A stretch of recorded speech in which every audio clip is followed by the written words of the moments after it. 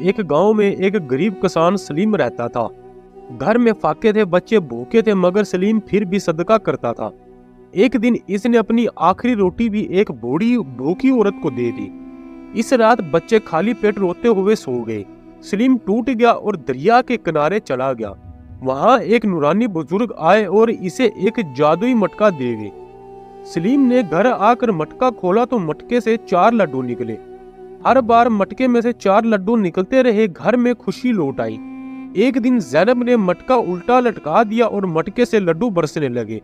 سلیم امیر ہو گیا، یہ بات پورے گاؤں میں پھیل گئی۔ گاؤں کے سلطان نے سلیم سے مٹکا چھین لیا اور پھر سلیم دوبارہ غریب ہو گیا۔ ایک دن سلیم پھر دریا کنارے گیا اور رونا شروع کر دیا۔ بزرگ دوبارہ حاضر ہوا اور سلیم کو دوسرا مٹکا دے دیا۔ زینب نے جب مٹکا کھولا تو اس میں سے شہد کی مکھیاں نکل آئی اور زینب کو ڈنک مارنے لگی۔ زینب کو سمجھ آ گئی کہ اسے لالچ کی سزا ملی ہے۔ سلیم سلطان کے پاس گیا، اسے دوسرا مٹکا بھی دے دیا۔